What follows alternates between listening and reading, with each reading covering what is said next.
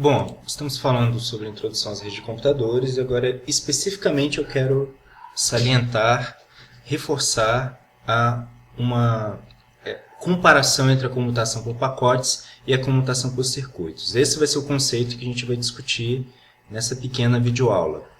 Bom, lembrando que a gente está discutindo o núcleo da rede, né, as responsabilidades por fazer a responsabilidade da rede por fazer as mensagens circularem entre os diversos enlaces de comunicação e as inúmeras ligações que existem entre os componentes da rede, de maneira que uma mensagem saia de uma estação e chegue a uma outra estação eventualmente distante. Então a gente discutiu comutação por pacotes e comutação por circuitos. Então a ideia da comutação por circuitos, a gente vai alocar um caminho dedicado, guarde essa palavra, um caminho dedicado entre a origem e o destino. E enquanto origem e destino entre duas estações, enquanto elas precisam conversar, aquele caminho vai estar alocado unicamente para elas. Na comutação por pacotes, não existe uma alocação física de um determinado caminho, muito menos de um caminho distante, de um caminho longo, né, ao longo da rede. Na comutação por pacotes, quem quer conversar, ao conversar pela rede, as estações vão segmentar as mensagens que precisam transmitir em pequenos blocos, que a gente vai chamar de pacotes. São esses pacotes, essas unidades atômicas das mensagens, né, que contêm alguns bytes, é que elas serão transmitidas ao longo da rede. Então a gente viu da discussão anterior que, utilizando comutação por pacotes, a gente consegue aproveitar um meio de comunicação não dedicado da seguinte maneira. Uma estação que quer transmitir num determinado meio, ela vai conseguir transmitir os seus pacotes, né? Cada um dos pacotes vai passar por aquele meio. E se uma outra estação eventualmente estava transmitindo por aquele mesmo meio e de repente ela parou de transmitir, porque, por exemplo, aquela estação está esperando o usuário tomar uma ação, clicar num determinado link, então aquela estação ficou em silêncio durante um tempo, embora no futuro próximo, ela possa iniciar novamente uma comunicação, enquanto ela estiver em silêncio, ela não vai atrapalhar a outra estação no uso pelo meio. Então a outra estação vai utilizar os pacotes enviados pela outra estação, vão ocupar o meio tanto quanto for possível, enquanto que a outra estação não vai atrapalhar a comunicação da primeira estação, justamente porque ela está em silêncio. Então esse diagrama mostra a comparação efetiva na prática, né, de como é que a comutação por pacotes e a comutação por circuitos elas influenciam o aproveitamento de um enlace de comunicação, né? Então imagine que a gente tem um enlace de comunicação de 1 megabit por segundo, né? E a gente fez um teste com usuários para ver como é que os usuários aproveitam a rede e a gente chegou à seguinte conclusão. Quando um usuário está ativo, quer dizer, está usando efetivamente a rede, transmitindo muito pela rede, no caso fictício, né? Ele está transmitindo numa velocidade, ele precisa transmitir bits numa velocidade de 100 kbps por segundo. Agora, nessa nossa avaliação, a gente percebeu também que o usuário ele só está ativo 10% do tempo. Quer dizer, em 90% do tempo, se a gente for olhar o que uma estação está transmitindo, ela não está transmitindo nada. Ok?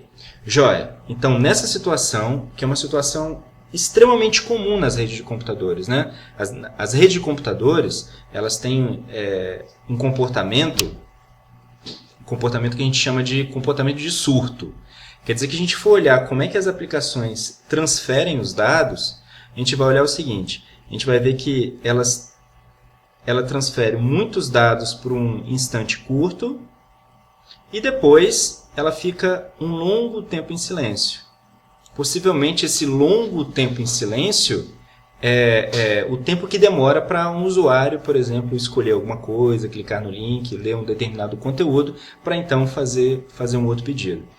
Então, a ideia da comutação de circuitos é tentar aproveitar esse tempo que uma determinada estação está em silêncio para dar mais vazão aos pacotes enviados para uma outra estação. Então, é por isso que a gente tem esse comportamento aqui, ó. Um usuário está ativo 10% do tempo, quer dizer, a rede dele está ativa 10% do tempo. Joia. Então, vamos considerar as seguintes situações, né? Vamos considerar as seguintes situações. A gente tem comutação por circuitos ou comutação por pacotes. Na comutação por circuitos, bom, se a gente tem usuários que transmitem a 100 kbps por segundo, e se a gente tem um enlace de 1 megabit por segundo, isso quer dizer que a gente tem uma limitação de 10 circuitos por usuário. Desculpa, de 10 possíveis circuitos. Então quer dizer que o número de usuários que a gente pode ter aqui é limitado a 10. Quer dizer que uma vez que 10 usuários estabelecem o seu circuito, mas nenhum usuário vai conseguir transmitir. Observe que, quando eu estou falando desse comportamento de rajada, não quer dizer que o circuito para esse usuário ele vai ser interrompido. Quer dizer que simplesmente ele está em silêncio. Imagine a situação que a gente ligou para alguém no telefone, né?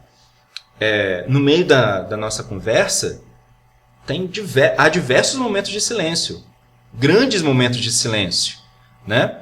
Só que nesses momentos de silêncio a ligação não cai. Todo o circuito de comunicação está lá pronto e está mantido para aquela conversa, né? Então, dessa mesma maneira, eu não posso, quando um determinado usuário ficar num silêncio momentâneo, derrubar o circuito dele. A natureza da comutação por circuitos, ela faz com que o circuito seja mantido até que o usuário decida, olha, não tem absolutamente mais nada para transmitir, então meu circuito pode ser derrubado. Então aqui a gente chegou para um limite de número de usuários que podem transmitir.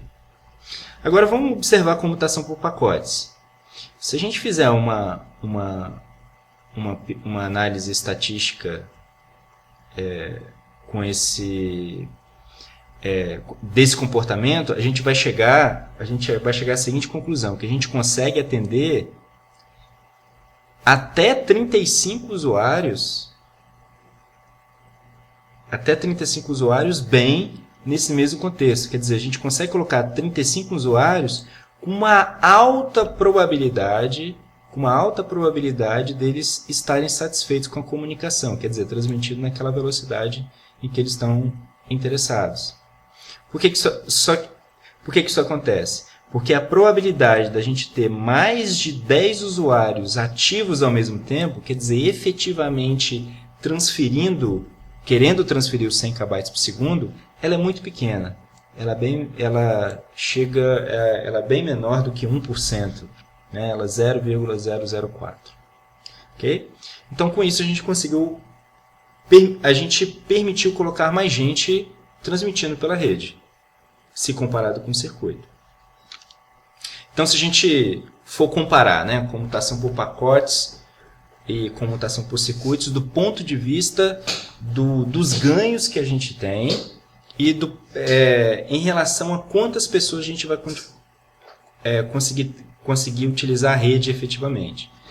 Comutação de pacotes ela é excelente para a transmissão de dados em rajadas, em surtos, que foi aquele comportamento que eu comentei para vocês. Né? Então, ele permite um adequado compartilhamento dos recursos, né?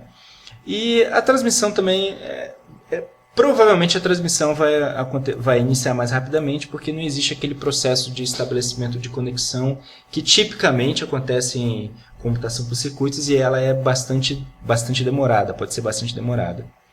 Né? Por outro lado, à medida em que aumentar muito a quantidade de usuários, de estações que querem transmitir,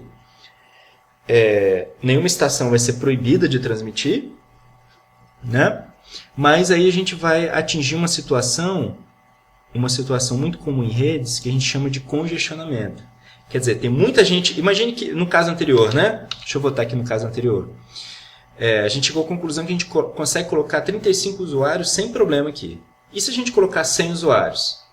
O que vai acontecer é que esses 100 usuários vão conseguir utilizar o e-mail. O problema é que eles não vão conseguir transmitir com essa velocidade. E se a gente tiver um número excessivamente grande de usuários transmitindo, tentando transmitir ao mesmo tempo, a velocidade pode cair muito. Essa situação é chamada de situação de congestionamento. A gente vai falar inúmeras vezes sobre essa palavra, congestionamento, ao longo desse curso de redes, né? A internet é uma rede sujeita ao congestionamento. E aí, quando acontece congestionamento, os pacotes vão demorar muito tempo para chegar ao destino e pode ocasionar perda de pacotes também. Por outro lado, o que tem bom na comutação por circuitos, né? É que a gente tem garantias para quem vai transmitir. Quer dizer, quem transmite, antes de transmitir, já sabe que, uma vez alocado ao circuito, ele vai conseguir transmitir com aquela velocidade. Então, isso é interessante quando a gente precisa de garantias de velocidade de transmissão. Em particular, isso é bom para aplicações que não têm esse comportamento de surtos e rajadas, que são as aplicações de multimídia, as aplicações de áudio e vídeo pela rede. Nesses tipos de aplicações, a gente tem uma transmissão contínua de conteúdo, que a gente chama de streaming, né? E aí a gente tem um conjunto de um determinado conjunto de bytes que é transmitido continuadamente ao longo de um tempo, por exemplo, até terminar um vídeo. Bom, o próximo conceito que a gente vai discutir é como é que a gente pode atingir esse comportamento de circuitos, de comutação por circuitos numa rede comutada por pacotes.